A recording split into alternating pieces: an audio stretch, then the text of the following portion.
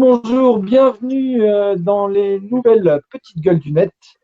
Le numéro 6, qui aujourd'hui est dédié intégralement à un seul et unique sujet, qui est un sujet sensible dans cette période de confinement. N'ayons pas peur des mots, ce sont les violences conjugales, malheureusement qui se passent derrière des portes, et également des violences qui pourraient être faites sur enfants. Donc c'est un sujet un petit peu sensible, mais qu'on va quand même essayer d'aborder avec un peu de bonne humeur.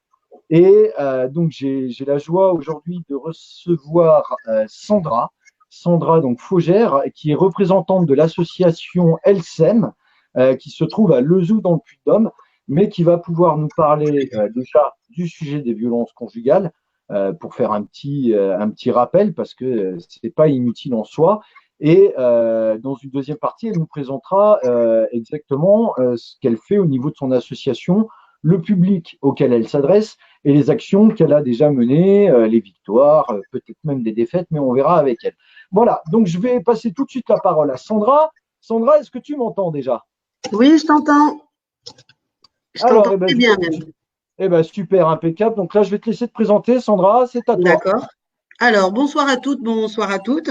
Je me présente donc, je suis Sandra Faugère et présidente fondatrice de l'association LSEM. L-S-E-M comme le silence est mortel. J'ai créé l'association le 29 juillet 2016. Il faut savoir que je suis moi-même une victime de violences conjugales et bien plus. Et que justement, dans cette association, je vous expliquerai plus en détail par la suite, que j'ai justement mis en place tout ce que moi j'aurais souhaité à l'époque, lors de mon parcours qui était semé d'embûches et de portes closes, avoir tout ce que moi j'apporte aujourd'hui aux victimes. Malheureusement, je n'ai pas eu. Quoi dire d'autre? Beaucoup de choses. C'est déjà pas mal pour une présentation, on va dire. Donc, tu représentes cette association et Oui, toi-même, donc, tu as été victime de violences conjugales, c'est ça? c'est ça. Donc, je suis une femme qui a subi des violences conjugales et c'est pas pour autant que je mets les hommes de côté. Donc, il faut savoir que l'association ELSEM aide, écoute, conseille, accompagne toute personne, homme, femme, enfant, victime de toute forme de violence ou de harcèlement. D'accord. Et c'est pas inutile parce que bien souvent, les gens pensent que les violences conjugales, on pense aux violences faites aux femmes.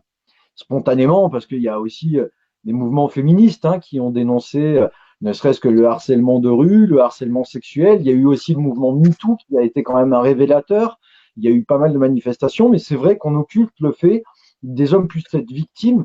Donc c'est bien aussi de rappeler que des hommes, malheureusement, peuvent être entre guillemets, les victimes de bourreaux femmes. Tout à fait. Comme d'ailleurs dans tout couple, même dans les couples homosexuels, la violence, elle est presque universelle, elle touche tout le monde. C'est bien Alors ça? voilà, c'est ce que on remarque, hein, c'est que la violence et le harcèlement, en fait, n'a pas de visage, n'a pas d'âge, n'a pas de genre, n'a pas de classe sociale, ethnique, ni politique, ni financière, culturelle ou religieuse. En fait, c'est vraiment tout et tout le monde peut subir de la violence et du harcèlement. Ok. Et là, donc, pour en revenir malheureusement un peu au sujet actuel, qui est auto-centré évidemment autour du Covid, euh, tu arrives quand même à assurer un suivi, parce que j'imagine que tu dois. Comment tu t'y prends? Tu vas visiter les victimes, tu les reçois, tu les appelles. Comment ça se passe factuellement? Moi, demain, je suis victime de violences conjugales. J'ai pas grand monde dans mon entourage qui peut m'aider. J'ai besoin d'aide. Je me dis, tiens, il y a une association, je vais contacter l'association LSEM. Euh, Qu'est-ce qui se passe derrière, quelque part? Alors, en fait, ça va être au cas par cas. Donc, par exemple, ça peut être une victime, hein, homme, femme, enfant, qui m'appelle et qui subit des violences. Donc, déjà, je vais l'écouter, mais pas seulement l'écouter, mais l'entendre aussi, parce que écouter, c'est bien, mais entendre, c'est mieux. Donc, je vais lui demander si elle est en danger imminent ou pas. Je vais lui demander s'il y a déjà eu des plaintes ou pas, depuis quand elle vit ça, qu'est-ce qu'elle attend de moi, est-ce qu'elle est prête à faire des démarches. Donc, mon but, c'est je l'incite à déposer plainte tout en la rassurant, en lui disant que je serai là présente avec elle. Donc, nous, il faut savoir qu'on accompagne les victimes pour un dépôt de plainte. On les accompagne également au tribunal, chez l'avocat, chez le médecin. Voilà, tous ces rendez-vous, on peut être là. On peut être là justement pour leur faire voir que voilà, c'est vraiment un soutien, c'est vraiment une prise en charge complète de A à Z, c'est-à-dire du premier appel à la reconstruction totale, que ça soit physique ou psychologique. Donc, par exemple, donc une victime m'appelle, me dit qu'elle subit des violences, donc je l'incite à déposer plainte, je l'accompagne et et après, voilà, on met en place au cas par cas. C'est très compliqué parce que il y a plein de choses qui rentrent en compte. Ça peut être, est-ce qu'il y a des enfants? S'il n'y a pas d'enfants, est-ce qu'ils sont mariés? Pas mariés? Est-ce qu'ils ont un bien? Pas un bien? En fait, voilà, on ne peut pas gérer tous les cas de la même façon. Après, il y a quand on intervient dans l'urgence. Donc, quand on intervient dans l'urgence, il faut savoir qu'on est soutenu par les forces de l'ordre, puisque j'ai présenté l'association et que, ben, aujourd'hui, on travaille beaucoup avec eux et j'arrive sur un simple appel téléphonique, vu la crédibilité qu'on a aujourd'hui, à pouvoir faire déplacer une patrouille pour venir, pour agir de suite. Donc, soit nous, on est sur le terrain déjà et on attend qu'ils arrivent parce qu'on travaille en sécurité. D'ailleurs, ça fait partie du règlement intérieur aussi d'Elsem. Il est strictement interdit que tout membre ou bénévole de l'association se mette en danger et mette une victime en danger. Donc, voilà, on a eu plusieurs interventions où les forces de l'ordre sont intervenues. Ça s'est toujours très bien passé. Voilà. Et même à distance, c'est déjà arrivé aussi. Sans me déplacer, je peux faire intervenir une patrouille, justement. C'est arrivé il n'y a pas longtemps. Et quelque part, je suis bien contente parce que pendant cette période de confinement, c'est très important d'avoir un lien avec les forces de l'ordre, justement. Voilà, j'y ai travaillé pendant 4 ans, justement. J'ai fait mes preuves en prenant des victimes en charge. Il faut savoir également que maintenant, il y a aussi des gendarmes qui nous appellent parce qu'eux, ils ont déjà une victime que nous, on ne connaît pas, hein, mais ils ont déjà une victime dans leur brigade et nous, ils nous appellent et on vient la chercher et on la met en sécurité, on lui fournit des vêtements s'il faut et là, on la prend en charge. Voilà. D'accord. Ah oui, vous faites vraiment de l'accompagnement Oui. jusqu'au bout, quoi. D'accord. Et comment dirais-je, on parle de la période de confinement. Une petite question avant. Vous êtes combien de bénévoles exactement au sein de l'association? Alors, on est une vingtaine de bénévoles. À l'heure actuelle, on a tellement de demandes dans la France entière, hein. Il faut savoir que on a plus de 60 départements français qui nous ont contactés. On a même eu, moi, la première victime que j'ai pris en charge, elle était de Belgique. On a même l'année dernière pu, comment dire, prendre en charge une maman et son fils du Canada en fait. On a pu les rapatrier en France tout en travaillant, voilà, tout en sous-marin en fait. On avait tout calculé à l'avance, les billets, tout, voilà. D'accord. Et Et donc on est dans la création justement d'antennes relais parce que c'est tellement de travail que maintenant, voilà, j'ouvre des antennes. Donc il y a l'antenne du 31, donc Toulouse, qui est officiellement déclarée en préfecture. Et là, on est sur l'ouverture d'une antenne dans le 74 et le 57. Donc c'est vrai qu'à l'heure d'aujourd'hui, je fais appel à des gens qui seraient capables et qui souhaiteraient s'investir à nos côtés dans notre combat et notre engagement, justement, pour pouvoir prendre en charge des victimes dans d'autres départements. d'accord. Ah oui, puisque après, c'est malheureusement, enfin, c'est tout le monde est touché, quoi. C'est un peu comme Voilà, le Covid. J'ai même envie de voilà, dire c'est ça. que ça va en dehors de nos frontières. Donc Parce là, que, ça peut toucher n'importe lequel d'entre nous. Si on exactement. est un peu faible, malheureusement, peut vite se faire manipuler aussi, se trouver dans une situation un peu délicate, un peu emprisonné. Et c'est vrai que d'avoir une main tendue à ce moment-là, j'imagine que ça doit être utile, effectivement. Après, donc là, tu nous dis qu'il y a des ouvertures d'antennes qui se font sur le territoire, sur le maillage national.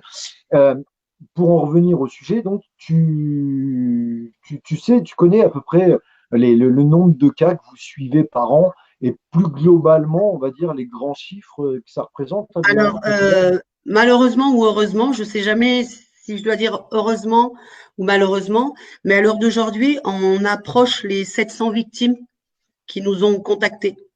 700 victimes qu'on a aidées en pas tout à fait 4 ans encore.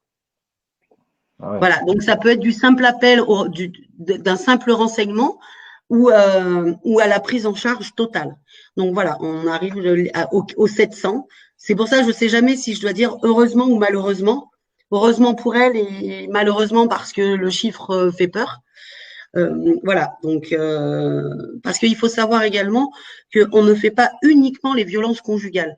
On traite différentes formes de violence et de harcèlement. Donc, on prend en charge les victimes de violences conjugales, de pervers narcissiques, de harcèlement professionnel, harcèlement scolaire également. Harcèlement professionnel par rapport à du harcèlement sexuel à proprement dit ou du Alors, harcèlement harcèlement de la hiérarchie, agression, harcèlement sexuel sur le lieu de travail, en fait, tout ce qui est toute forme de violence et de harcèlement. Et il faut savoir que j'ai été moi-même victime de harcèlement professionnel, hein, qui m'a poussé à 3 ans de dépression. Il faut savoir que j'ai pas lâché l'affaire et que j'ai gagné mon procès, hein. Voilà. Donc, ça t'a rendu plus forte de comment? monter. C'est toi qui l'as monté l'association? Oui, j'en suis la présidente fondatrice, oui. D'accord. Ça t'a rendu plus forte parce qu'on a eu l'occasion de se parler. J'ai eu l'occasion de te voir. Voilà, c'est une très jolie personne hein, dans tous les sens du terme. Et Merci. bon, elle préfère rester derrière l'écran, ça c'est normal. Hein, on n'est pas Un toutes avec jour, peut-être.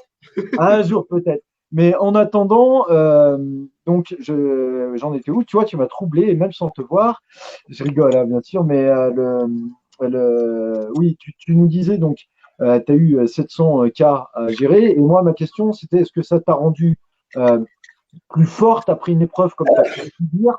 Est-ce que ça t'a aidé, même toi? Est-ce que c'est pas une sorte de thérapie quelque part, de se dire l'aide que j'ai pas eu moi, euh, bah, je prends un peu ma revanche et ça me permet justement de me sentir forte et d'aller aider des gens qui étaient dans l'état dans lequel j'étais moi quand j'étais harcelé. Alors, oui, effectivement, au début, je le voyais comme ça. Effectivement, ça m'a aidé de me dire, en fait, je me disais, mais que quelque part, j'ai de la chance d'être sur pied, j'ai de la chance d'être vivante, et que, en plus, bon, j'ai un caractère, voilà, bien trempé, on va dire. Et c'est vrai que je peux pas passer à côté de quelqu'un qui souffre. Et je me suis dit, moi, j'ai cette chance d'avoir ce caractère-là, et d'autres n'ont pas cette chance-là, et malheureusement, passent, passent comment dire, ont le geste fatidique, le geste où, eh ben, malheureusement, elles mettent fin à leur jour. Et il est hors de question qu'une personne victime de violence ou de harcèlement mette fin à ses jours, quoi. Ces bourreaux-là, il ne faut pas qu'ils gagnent comme ça. C'est juste pas possible. Surtout qu'il y a des moyens et des techniques de faire tomber les masques, de réunir des preuves. Et nous, on est là aussi pour ça. On épluche tous les dossiers, toutes les plaintes, les SMS, les mails. On épluche tout de façon à vraiment à trouver la petite faille, à trouver, à faire ressortir les choses au moment de la plainte. Donc, quelque part, on fait un pré-travail.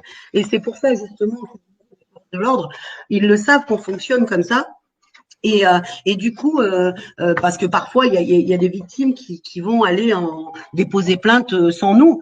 Et vu qu'on a mis en avant certains faits, des éléments concrets, hein, et ben les plaintes, bien souvent, franchement, allez, on doit avoir sur toutes les victimes qu'on a, une personne où il y a vraiment, où on galère encore sur les faits, quoi. Et pour les gens qui ont jamais été victimes, pour les gens qui ont jamais connu de gens qui ont été victimes, ça peut arriver, hein, Oui, et heureusement d'ailleurs entre nous. Euh, comment moi, par exemple, je te prends une anecdote. Je connaissais une nana qui était battue. Bon, euh, la particularité, c'est que la première violence, c'est pas les coups, c'est la manipulation. Dans le oui, sens où, quand elle, au début, elle a vécu une idylle. Tout oui, était bien.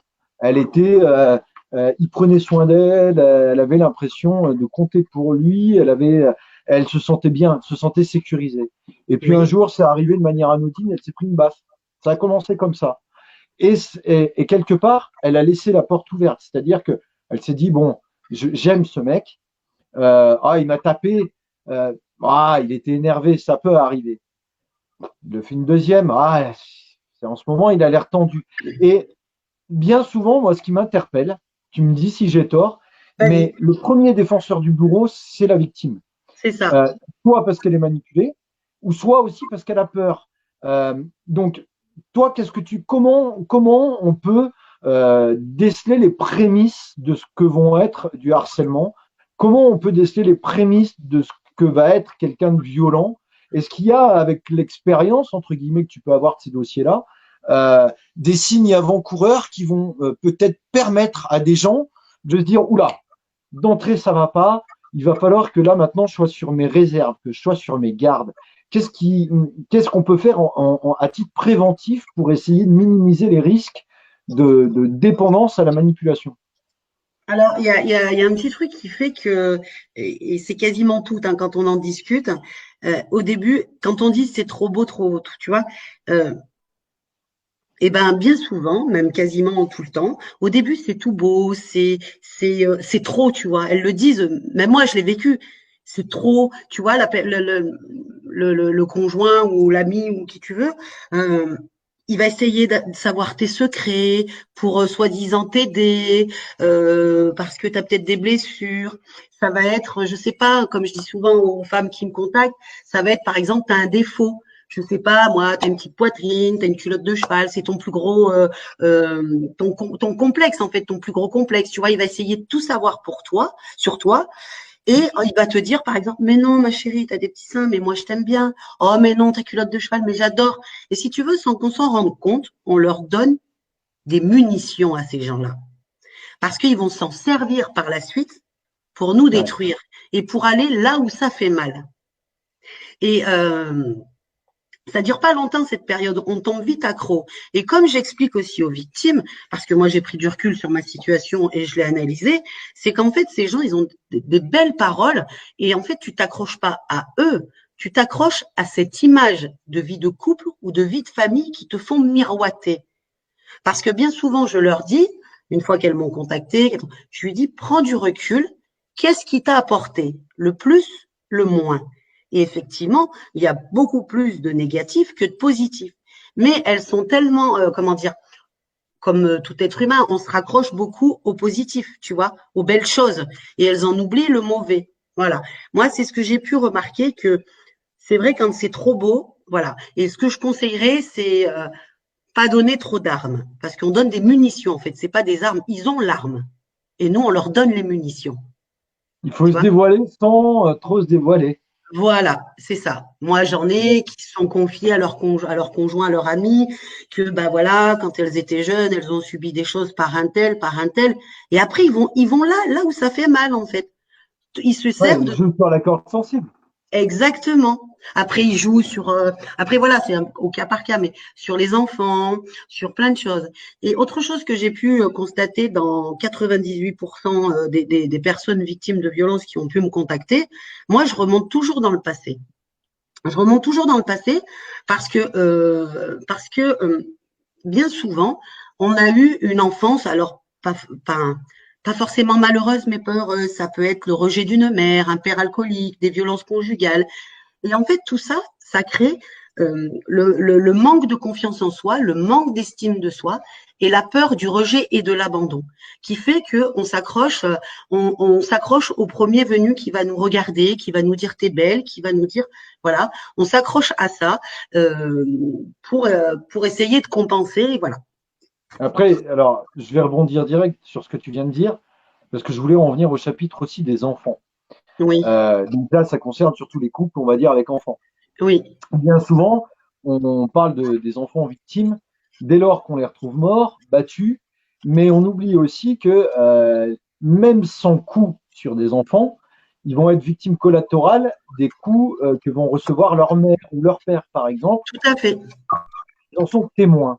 Et que dans la construction intellectuelle et psychologique d'un enfant, assister à ça, bien souvent, il est réduit à la loi du silence parce que les parents, les adultes, vont lui mettre la pression pour pas que ça se Oui. sache vis-à-vis des voisins, vis-à-vis des petits camarades à l'école, vis-à-vis des profs, vis-à-vis de tout ça. Mais quelque part, on crée aussi presque des monstres à ne pas agir parce que tu es Des mieux monstres placé que ou moi. des futures victimes. Des Alors, proies faciles, des futures victimes ou des futurs coupables aussi.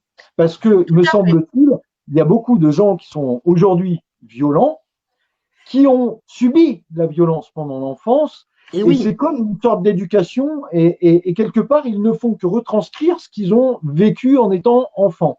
et oui, c'est ce qu'on appelle, ils sont dans leur zone de confort. C'est-à-dire dans ce qu'ils ont vécu en fait. Ils associent l'amour avec la violence. Ils ont grandi dans la violence, dans les coups. Donc ils répètent, c'est ce qui s'appelle une zone de confort. Et c'est là que c'est cette zone, il faut apprendre à sortir de cette zone justement. C'est comme une enfant qui a grandi en voyant sa mère se faire taper dessus ou son père. Et ben pour elle, quand elle va rencontrer ou il va rencontrer quelqu'un qui va agir de la même façon, en fait, il a grandi ou elle a grandi là-dedans. Donc, c'est ce qu'on appelle une zone de confort, même si le mot, moi, je l'aime pas, mais ça s'appelle comme ça, c'est une zone de confort. Et c'est là qu'il faut apprendre à sortir cette zone de confort. Zone de protection plus que zone de confort, peut-être. Ça, voilà, c'est le terme à employer plus, voilà, plus souvent. Ça s'appelle une zone de confort. Une zone de confort, en fait, c'est une zone que toi tu connais, que tu maîtrises, que tu sais comment que les choses se passent dedans, en fait. Donc quelque part, c'est un confort sans être un confort. Mais voilà, tu sais que tu peux maîtriser la chose. D'accord, ok. Et alors, j'en reviens toujours, on va rester un peu sur la Oui. thématique qui est sensible, hein, mais des enfants. Déjà, il y a deux questions que je veux te poser. La première, c'est est-ce que, on parle des victimes, est-ce que tu as déjà eu des repentis? C'est-à-dire des gens qui ont été l'auteur de violences, aussi bien sur enfants que sur d'autres, leurs conjoints, ou même des adultes à la limite, et qui, au bout d'un moment, on peut les rattraper, c'est-à-dire on peut les sauver en disant regarde ce que tu as fait et ils arrivent à prendre conscience de ça. Est-ce que tu as eu déjà des gens repentis qui font leur chemin de croix et qui peuvent peut-être même un jour devenir bénévoles d'une association comme la tienne, par exemple? Alors, pour être honnête, pour le moment, non. Mais j'ai un projet dans ce sens-là. Donc peut-être, je ne sais pas quand est-ce que je pourrais le mettre en place. Et je souhaiterais en fait travailler en collaboration avec le SPIP, pouvoir par la suite, plus tard, intervenir dans les prisons, justement pour aller parler avec les détenus, en fait, ceux qui ont eu des peines pour des violences, pour essayer de les faire réagir et leur faire prendre conscience des choses et de ce que nous, en tant que victimes, enfin anciennes victimes, ce qu'on a pu ressentir. Ça, c'est un projet, ça fait longtemps que je l'ai. Enfin, je l'ai déjà en tête, hein, c'est pas mal. Et voilà, j'aimerais vraiment intervenir auprès des auteurs parce que si, je dis des chiffres bidons, hein, si par exemple sur Ah, alors je t'ai perdu. 300 détenus ou 300 personnes qui ont été condamnées, si je peux ne serait-ce que faire prendre Ah, ouais, conscience, ça, j'ai entendu ah, l'écho. En fait, il y a eu un petit moment où on t'a pas entendu, ah, tu sais pas à quel moment. où tu étais juste avant de faire prendre conscience. Alors voilà, donc, donc Que tu fais faire une collaboration avec le SPIP, aller dans les prisons euh, à titre préventif avant la sortie, les conditionner justement, peut-être à ce qu'ils ne refassent pas la même chose à la sortie de prison, voilà, essayer d'avoir un cheminement qui leur fait que bon bah j'ai fait une connerie, j'ai payé ma peine, maintenant je veux pas y retourner et je me rends compte qu'en plus ce que j'ai c'est fait c'est ça. mauvais. Voilà, donc c'est ce que je disais. Je pense que c'est là où ça a coupé. Admettons, même si je rencontre par exemple 300 détenus, 300 personnes qui ont été condamnées, et si sur cette personne, ces 300 personnes, je peux ne serait-ce que faire prendre conscience à une, mais en faisant prendre conscience à une victime, c'est en sauver plusieurs après. Enfin, quoi, pardon, à prendre conscience à un détenu, à une personne qui a été condamnée, c'est sauver plusieurs personnes. C'est sauver Dont le d'autres. détenu même quelque part. Alors, le détenu lui-même, les futures proies, les futures victimes, des enfants, des voisins. Enfin, voilà, et ça, c'est vrai que j'aimerais beaucoup. Et malheureusement, c'est que on est tous bénévoles, hein. Moi, j'ai pas que l'association, j'ai un métier à côté, un métier où je suis pas à mi-temps, hein. Donc voilà. Et voilà, moi, on manque de fonds, on manque de moyens. Et c'est Vous vrai êtes que subventionné. non, non. On a du mal à trouver des gens, en fait, on a du mal à trouver des personnes qui connaissent bien au niveau de tout ça, justement, des dossiers de subventions, de ci, de là. C'est pas facile à trouver des gens qui sont Vous n'avez vraiment. pas, vous n'êtes pas encore reconnu d'utilité publique. Alors, il y a des conditions. Là, on est justement en train de se renseigner avec l'avocate parce que au début, on nous disait 3 ans. Apparemment, l'avocate l'autre jour me disait, je crois bien que c'est 5 ans. Et le problème, c'est que quand on regarde les conditions à remplir, on est loin de les avoir. Il faut, voilà, on se renseigne sur Internet aussi, hein, ça dit qu'il faut 200 adhérents et 46 000 euros sur un compte. Ben, on est loin de les avoir. On est Bon, loin de ben, les avoir. on va profiter de l'émission. S'il y a des gens là qui regardent l'émission, donc c'est l'association LSEM à Lezou, n'hésitez pas. Si vous êtes sensible sur le sujet, vous avez un peu d'argent. Si vous connaissez des gens, euh, envoyez-les vers cette association, adhérez. Si vous avez envie d'aider votre prochain, que vous êtes proche de Lezou, soyez bénévole. Si vous êtes dans un autre département et que vous-même vous êtes victime et que vous avez envie de faire comme Sandra, eh ben, ouvrez votre association, elle vous aidera à le faire dans votre département d'origine. Je pense que l'union fait la force, je l'ai toujours dit et je le prendrai toujours. Et ça, c'est des sujets, moi, qui me tiennent à cœur. Je n'ai jamais été victime de alors, harcèlement professionnel, oui, au travail, oui, mais jamais de harcèlement. Moi, j'ai pas d'ennemis, donc tout va bien pour moi. Mais voilà, j'ai connu des victimes et de très près, même dans le cercle familial. Et donc, forcément, je suis sensible et forcément, je connais le sujet. On en a parlé tous les deux. Oui. Euh, Maintenant, pour en revenir au débat, notamment sur les enfants et sur les adultes et sur les violences en général, quand on reprend malheureusement l'actualité du Puy-de-Dôme, pour en revenir, il y a eu Petit Antoine, il y a eu Fiona, des affaires très délicates. Antoine, on n'a jamais retrouvé le corps. Je me souviens de quelque chose, juste en aparté, un restaurateur de la ville d'Issoire qui aidait ce pauvre gamin quand il voulait pas rentrer chez lui parce qu'il se faisait maltraiter. Et c'est lui qui limite a failli se faire emprisonner parce qu'il a voulu apporter son aide en off et en sous-main, on va dire. Hein, il a voulu être gentil et c'est lui qui s'est retrouvé dans la merde. Bon, et pour la petite Fiona, quand on voit, c'est quoi par exemple ta réaction quand tu vois des affaires comme la petite Fiona? La mère est en prison, Cécile Bourgeon. Elle demande des remises de peine des remises de peine et des libérations conditionnelles qui ont été refusées à un moment donné. Elle tombe enceinte.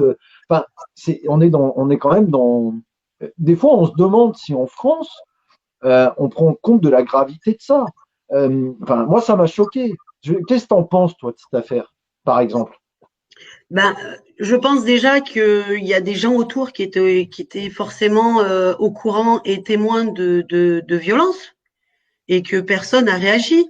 Et, euh, et moi, j'en appelle aujourd'hui aux voisins, aux gens, à l'entourage. Il ne faut pas hésiter de dénoncer. Et comme je l'ai dit sur ma page Facebook, mais il y a des gens qui n'osent pas faire le 17.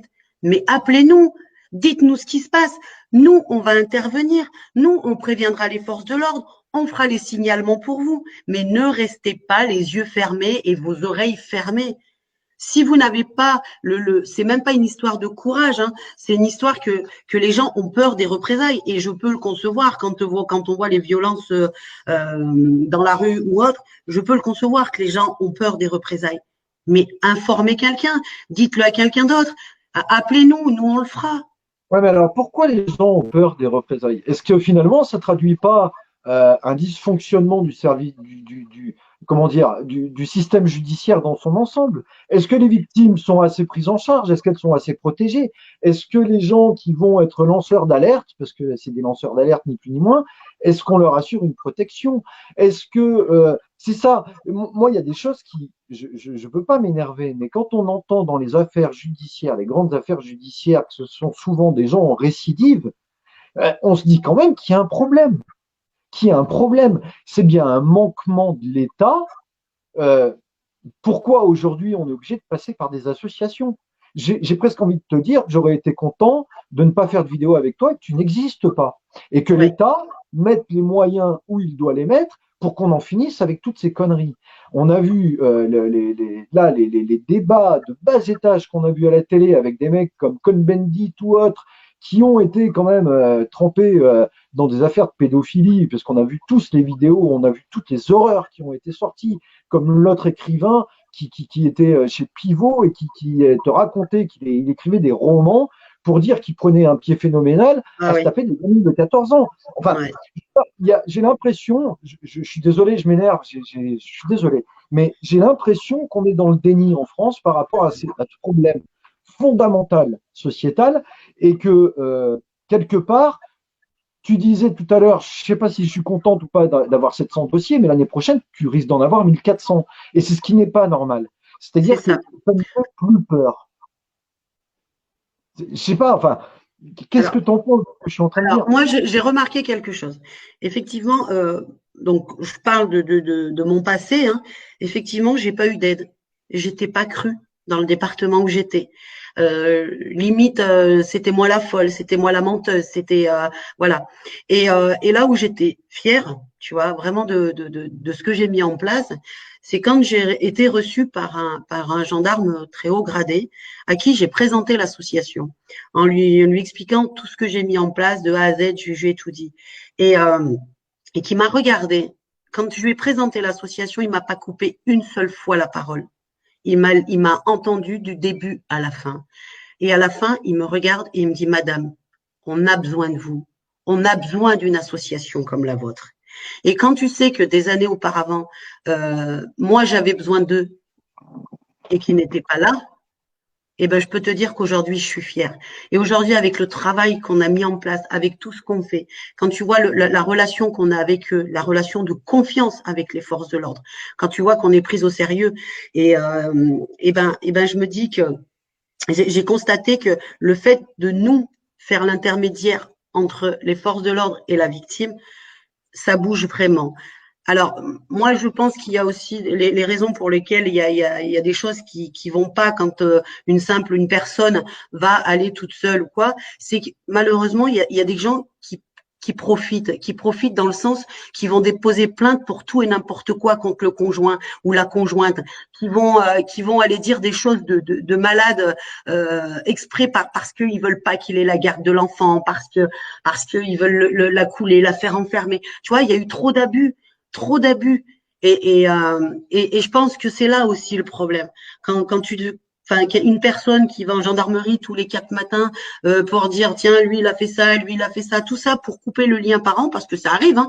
J'ai eu des cas comme ça et ces gens-là je les lâche en cours de route parce que je les repère par leur façon de parler, leur façon que je vois que par exemple le mari en face cherche à avoir des contacts et que cette personne-là, eh ben, elle trouve toujours toutes les excuses possibles pour dire ah bah oui, mais là les enfants ils font ça, là les enfants ils font ça, il appelle toujours au mauvais moment, il veut toujours. Mais non, mais forcément. Et en fait, c'est des gens, ils cherchent quoi? Ils cherchent à ce que le père ne prenne pas les enfants ou à ce que la mère ne prenne pas les enfants.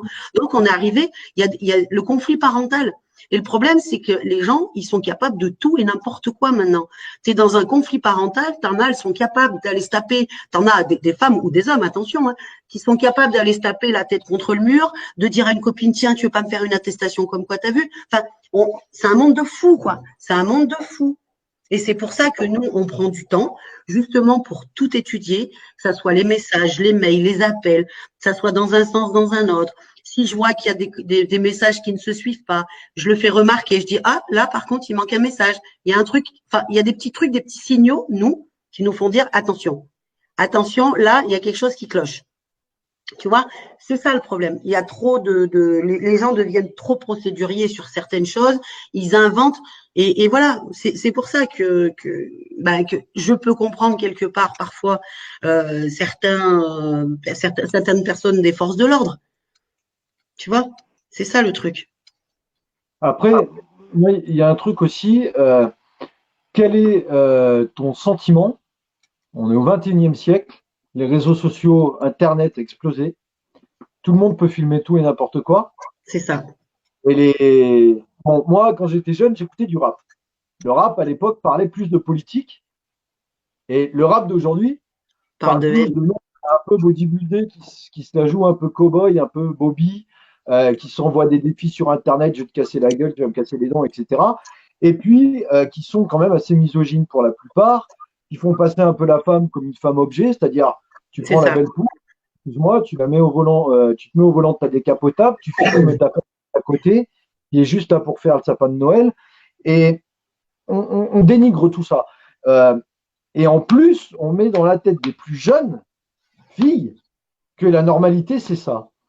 Euh, c'est quoi ta réaction par rapport à ça? Est-ce que ça te révolte? Est-ce que ça t'inquiète? Est-ce qu'il y a des choses qui se font actuellement, des suivis sur les réseaux sociaux pour empêcher la propagation de vidéos? Je rappelle quand même qu'il y a des gamins qui se sont suicidés par Oui. rapport à des harcèlements de leurs petits camarades parce qu'ils ont posté des vidéos, que ce soit sur Twitter, Instagram, Facebook, et j'en passe, et des meilleurs, ou Snapchat. Ouais. Comment, dans un État comme le nôtre, qui est le pays des droits de l'homme, du citoyen et de l'enfant, comment on peut, entre guillemets, puisqu'on aime bien la répression, on aime bien être supprimer quelques libertés hors Covid d'ailleurs, hein, et que ça, on n'arrive pas à légiférer efficacement ou à faire en sorte que on fasse de la pédagogie, que ce soit à la radio, à la télé, dans les écoles, etc.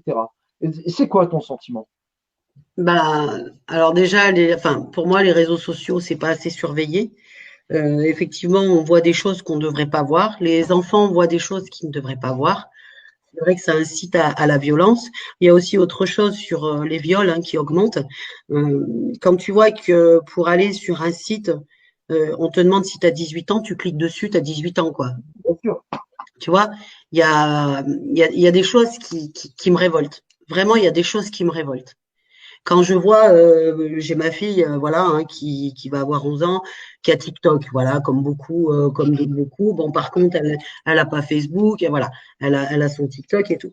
Bon, ça va que j'ai une enfant qui est très investie aussi au niveau de l'association, hein, tout ce qui est violence, harcèlement. C'est la première à dénoncer sur les réseaux sociaux dès qu'il y en a qui se parlent mal ou qui insultent. Et ouais, ça me révolte parce que Tu interviens dans les écoles? alors oui, j'ai fait de la prévention et sensibilisation dans des établissements scolaires, dans ça y est, dans des lycées professionnels également. Euh, et on en revient toujours au même problème, c'est les moyens financiers hein, qui font que, ben, comme je travaille aussi à côté, financièrement, étant seule avec ma fille, je peux pas me permettre de prendre des demi-journées tout le temps. Puis à cette allure, je garderai pas une place. Donc oui, j'aimerais faire plus de prévention et sensibilisation dans les établissements scolaires. J'aimerais intervenir aussi dans les foyers. Dans les foyers, j'avais également pour idée aussi d'essayer de monter une petite équipe, une petite brigade, on va dire, de personnes qui pourraient aller au contact des jeunes dans la rue, tu vois, sans uniforme ni rien, on y va à la cool, on discute, voilà, pour les aider aussi, pour essayer de trouver des solutions pour. Alors, ça, tu vois, typiquement, c'est une idée que tu devrais soumettre au président Macron, d'accord? Et ils ont créé le service national universel, qui Hum, remplace le service militaire, qui est un service civique. Là, tu en as du bénévole. Et en plus, c'est ouais, des jeunes. ouais, Écris au président. Écris. Il ouais, est à l'écoute de tous les Français, théoriquement. Et en oui, plus, c'est des sujets que Marlène Schiappa, qui est quand même quelqu'un de très expressif et qui passe partout, eh ben, si on peut lui donner une bonne idée, on va quand même pas s'en priver. Donc, ouais. qu'elle vienne de Clermont-Ferrand, d'un live où on s'en fout de Facebook ou n'importe où, Madame Schiappa, on vous donne une solution qui vous coûte pas un rond, parce que le SNU, il est déjà en place. Les budgets, vous les avez. Donc, les petits soldats là que vous allez créer, envoyez-les faire de la pédagogie dans les écoles en milieu scolaire et aller parler à leurs petits camarades de ces problématiques-là. Et là, vous verrez que cette mesure, elle sera populaire, j'en suis certain. Et je prends le pari devant vous, comme devant toi, Sandra, entre parenthèses. Et si vous avez besoin d'aide, ça tombe bien parce qu'on a Sandra. Et elle est présidente d'Asso et elle a tous les outils, elle, pour vous aider. D'accord? Voilà. Donc ça, c'était mon petit message perso. Tu vois, j'aime bien passer aussi quelques petits messages de temps en temps.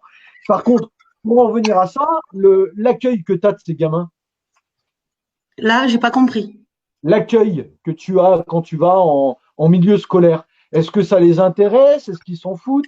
Est-ce qu'ils viennent te voir? Est-ce qu'ils te racontent? Est-ce qu'ils Alors, te... c'est bizarre, hein. C'est arrivé à plusieurs endroits et pas simplement au niveau des élèves, puisque j'avais fait aussi une matinée il y a 2 ans dans un club de self-défense, hein, comme le 8 mars, là, on était avec un club de self-défense pour la journée des droits de la femme. Et, et je sais pas, j'ai dû développer quelque chose. j'arrive souvent à repérer les personnes qui vont venir me voir après. Donc, dans les établissements scolaires, j'arrive à les repérer.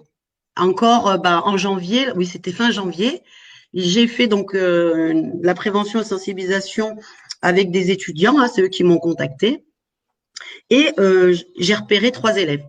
Et j'en ai parlé au professeur. Et effectivement, ces 3 élèves-là avaient eu un souci. Et on en a discuté après. On arrive à repérer, en fait, suivant les mots qu'on dit, leur façon de nous regarder, ou de baisser la tête, ou de poser des questions. Et voilà, on arrive. Donc, nous, ce qu'on fait, justement, on ne fait pas uniquement de la prévention et de la sensibilisation, parce que faire de la prévention et sensibilisation, c'est bien, d'accord? Mais le mieux, c'est de les prendre en charge après. Parce qu'aller Ouais. dans un établissement, faire une réunion, dire voilà ce que c'est les violences, voilà comment on fait, voilà ce qui se passe. Si après ça, on leur tend pas la main pour les aider, ça sert à rien en fait. C'est parler dans le vide. Enfin, je vois pas l'intérêt d'aller faire de la prévention sensibilisation si on n'en parle pas ou si on n'aiguille pas les gens vers quelqu'un pour une prise en charge. Pour moi, c'est inutile. Enfin, inutile, peut-être pas, hein, attention, je vais rectifier parce que voilà.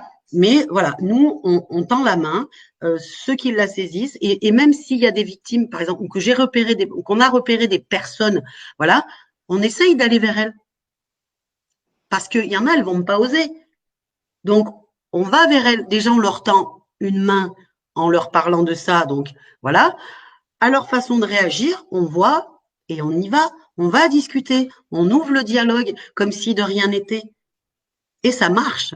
Et ça marche.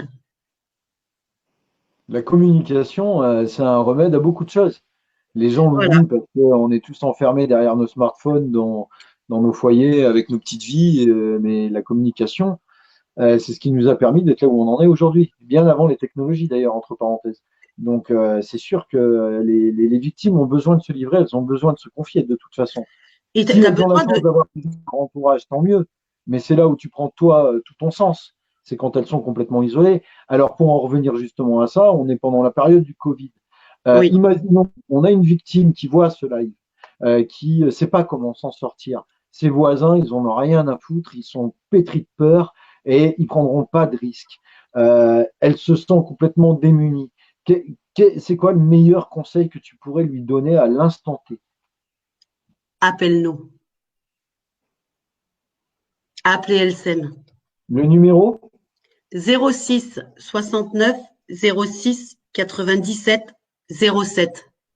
Voilà. On a mis en place plusieurs moyens de communication de façon à ce que chaque victime puisse adapter le moyen de communication. Les gens peuvent nous écrire également par mail à l'adresse mail qui est lsem63@yahoo.fr. Donc là, par contre, par courrier, c'est plus compliqué avec le confinement. Ouais. D'accord? Sinon, c'est association Elsem à la mairie, place de la mairie, 63 190, Le Zou. Et On a mis, vous fonctionnez toujours là, du fait du confinement? Comment ça se passe? alors, j'ai énormément d'appels puisqu'on a eu un super article qui est sorti dans La Montagne la semaine dernière. Non, il y a la semaine d'avant. Et ça a réveillé des consciences. Après, ce qu'il y a, c'est que je suis beaucoup plus souvent sur les réseaux sociaux aujourd'hui, le fait du confinement. Et je tends les mains, en fait, je tends la main, c'est-à-dire que je suis sur pas mal de groupes de violence ou de pervers ou quoi. Donc, des fois, j'interviens dans certains commentaires. Voilà, D'accord, où je propose que les gens m'appellent. Et d'accord. j'arrête pas. Et après, donc on a un petit peu parlé, on n'a pas préparé l'émission, je le précise, on a juste parlé un petit peu, pour être honnête. Et on se disait tous les deux que il y avait des stéréotypes. C'est-à-dire que, enfin des stéréotypes, non. Il y avait des amalgames qui étaient faits. On généralise tout en France, c'est un peu notre défaut. Et on pense souvent qu'il y a un profil type de violent ou de violente, que ce soit sexuel ou non d'ailleurs, mais qui a un profil type. Et puis, dis-moi ce que tu m'as dit. Oh là là, je t'en ai tellement dit. Il y a pas, sur le fait, justement, il n'y a pas de profil type. Je te disais, est-ce que tu as, par exemple, Il y a des gens, je vais être plus explicite que ce Ah fut tout de oui, suite. ça y est, je vois. Ouais, c'est ce que j'ai dit tout à l'heure, en fait, en début au début, que je te disais qu'en fait, la violence et le harcèlement n'a pas de visage, en fait, que ce soit chez la victime ou chez l'auteur des faits.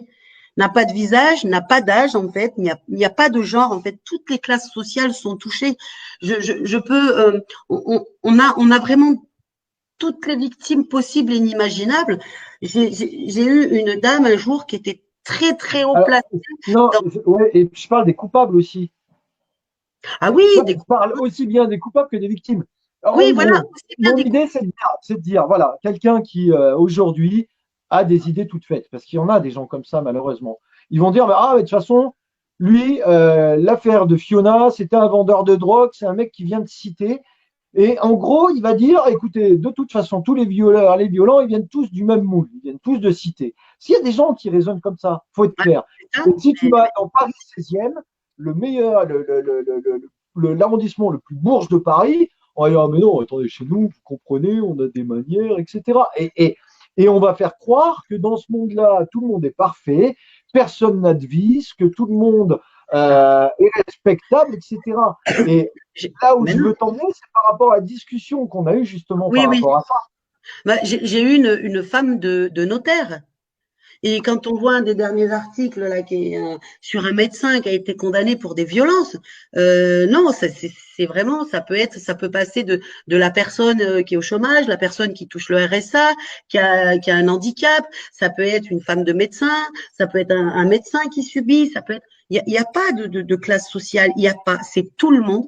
Et c'est tout le monde, voilà. On ne peut pas dire autrement, c'est vraiment tout le monde. Que tu sois médecin, avocat, agriculteur, artiste, tout le Ouais. monde. Il y a des violents dans toutes ces catégories et des victimes dans toutes ces catégories-là. Enfin, voilà. Non, mais c'est important de le dire. Oui, oui, oui. Je prends là, je vais pas faire fake news, hein. Il y a eu des affaires avec même des personnes connues. On parlait tout à l'heure de l'écrivain, de Cohn-Bendit, etc. Je me rappelle de l'affaire, il n'y a pas si longtemps que ça, de Bruel. Oui, Qui, eh ben, je pensais à ça aussi. et non, mais voilà. Ouais. Et Bruel, on n'en parle pas. On n'en parle plus. C'est-à-dire qu'on a focalisé les gens qui ne nous aiment pas déjà de tête. Cohn-Bendit, il est insupportable, cet homme. Donc forcément, ça renforce l'antipathie qu'il a. Et ben, ça renforce encore plus que ce mec-là, tu as envie de le mettre plus bactère. Bruel, lui, à l'inverse, il a fait rêver toute une génération de minettes. C'était la Bruel Mania. Oui. C'était Patrick avec le briquet, et je t'en passe, c'est des meilleurs. Donc là, on en a à peine parlé de cette histoire-là, alors qu'il y a eu plusieurs signalements qui sont tous similaires, etc. Et des femmes qui ne se connaissaient pas et qui habitaient à des milliers de kilomètres l'une de l'autre. Exactement. Et là où je veux en venir, c'est faites attention. Faites attention. Même quelqu'un qui vous paraît bien, qui vous paraît respectable, que vous l'avez toujours vu souriant, etc., il peut se cacher derrière cette image toute faite quelqu'un dont vous ne pouviez même pas imaginer l'existence. J'insiste là-dessus. Moi, c'est mon message perso aux victimes. Méfiez-vous. Méfiez-vous. Comme elle le disait tout à l'heure, il ne faut pas baisser la garde. Quelqu'un qui est trop gentil, c'est pas bon non plus. Il faut s'en méfier. Il faut être gentil, mais il faut savoir aussi être méchant. Envoyer chier sa conjointe parce que ah, tu fais chier, etc. Ça, c'est pas de la violence. C'est la normalité. On le fait tous. Mais il y a des signes réellement qui vont être évocateurs. C'est comme elle le disait tout à l'heure, jouer sur ce qui fait mal. Ouais, ouais, c'est bon, tu peux pas lever ton gros cul. Gros cul, c'est violent. Oui. Euh, Dire, ah, t'as vu ton gamin, il est aussi con que sa mère. Ça, c'est d'une violence sans nom. Il y a des petits signes qui, d'entrée, doivent interpeller les victimes, même si la personne n'avait jamais montré de signes évocateurs avant. Du jour au lendemain, tout peut basculer. Tout à fait. Voilà. Moi, excuse-moi, hein, j'ai un Non, peu non, pris. mais je t'en prie, hein, tu as raison, hein, ce que Mais, tu dis, mais c'est vrai. bon, Hein. je parle sur ton couvert aussi. Sur ton couvert aussi, toi, c'est ton bébé. Moi, je connais un petit peu le sujet aussi. Voilà. Et comme j'ai envie que cette vidéo elle soit utile, partagez. n'ayez pas peur de vraiment de parler de cette vidéo, même entre vous, et de parler de Sandra. Faites-lui de la pub. Une association, ce n'est pas une entreprise. Une association fonctionne au début avec ses fonds propres. Et quand on n'a pas d'adhérents, le problème, c'est qu'on ne fait pas rentrer d'argent dans la trésorerie. Et donc, on doit se débrouiller pour tout, pour acheter du matériel, pour l'essence qu'on met dans sa voiture, pour même les risques. Si demain, on doit se payer des hommes de demain pour se protéger parce que on a voulu protéger une victime et que le bourreau s'en prend à celle qui l'a protégée, c'est pareil. On est exposé. N'imaginez pas que tous les gens qui s'investissent dans la vie de la cité alors que ce n'est pas à eux de la faire parce que ça devrait être à l'État de le faire, ces gens-là sont des héros, sont honorables et ils ont besoin de tout le monde. On est capable de donner des milliards à des cathédrales, alors on va être capable de donner des milliards à des femmes et des enfants qui en ont besoin. Moi, c'est ce que je pense. Ça fait peut-être prétentieux, je m'en fous complètement. J'aimerais que ce message il soit relayé partout, partout, parce que ça peut être vos sœurs, ça peut être vos enfants, ça peut être vos oncles, vos tantes, vos mères, vos pères, ça peut être tout le monde. Personne n'est à l'abri. Et qu'aujourd'hui, la société évolue mal. Elle évolue très mal. C'est une société violente. Et même les dessins animés que regardent les enfants sont violents. Donc, au bout d'un moment, posons-nous tous les bonnes questions. N'attendons pas que l'État fasse le nécessaire, parce qu'au regret de vous dire qu'à moins que Marlène Schiappa regarde cette vidéo, mais ils ne le feront pas. Ils sont juste là à faire des belles phrases. Mais dans les faits, c'est pire qu'avant. Voilà. Donc, je suis une petite gueule, mais des fois, je peux l'être aussi grande. Et là, je suis grande gueule. Voilà. Donc, je te repasse le fil, Sandra. Ouais. Il y a mon timing à respecter, je te l'avais dit. Comment? Donc, on va. Ouais, j'ai mon timing d'émission que j'essaie de respecter. Ah, d'accord. Donc, on va pas tarder à rendre l'antenne. Tu vois, ça passe très vite. Donc, je vais juste donner un petit conseil et donner aussi des numéros utiles au vu du confinement. Petit conseil, quand si vous connaissez quelqu'un qui subit des violences et que ça fait des mois et des années que ça dure, que surtout ne lui tournez pas le dos, ne lui mettez pas la pression à cette personne. Tendez-lui la main, même si oui, c'est pénible de rabâcher les mêmes choses, mais arrêtez de lui rabâcher et attendez qu'elle soit prête parce que ça, il faut savoir que vous ne pouvez rien faire à sa place. Vous pouvez être là au bon moment. Ne lui lâchez pas la main. Restez, même si c'est au loin, surveillez. Continuez à prendre des nouvelles de temps en temps. Ne coupez pas les ponts, ne coupez pas les liens. Vous êtes peut-être son seul moyen, le seul moyen de lui sauver la vie. Je répète ce que j'ai dit tout à l'heure. Si vous n'osez pas, appelez les forces de l'ordre. En priorité, faites les forces de l'ordre, faites le 17. Avec le confinement, vous avez le 114 qui a été mis en place. N'hésitez pas à le faire. Si vraiment vous n'osez pas, appelez-nous. Rentrez en contact avec nous de façon à ce qu'on sache qu'on ait le plus d'informations possible, de façon à ce que nous, on puisse contacter les forces de l'ordre. J'aimerais aussi préciser vite fait, nous, on a un service mis en place, c'est-à-dire que nous, on est en cas d'urgence, donc on est tout le temps joignable, hein, mais tout ce qui est des renseignements, prise de conseils, voilà, on le fait ça en journée. Hein. Je précise pourquoi, c'est que j'ai des gens qui m'ont eu appelé à 3 heures du matin pour un renseignement sur du harcèlement scolaire. S'il vous plaît, voilà, laissez-moi la ligne libre pour le soir. En plus de ça, voilà, je travaille à côté, je suis conductrice routière dans les travaux publics, j'ai besoin de sommeil aussi. Je peux les gérer la journée. Mais c'est joignable, le 06 69 06 97 07 en cas d'urgence, 7 jours sur 7, 24 heures sur 24.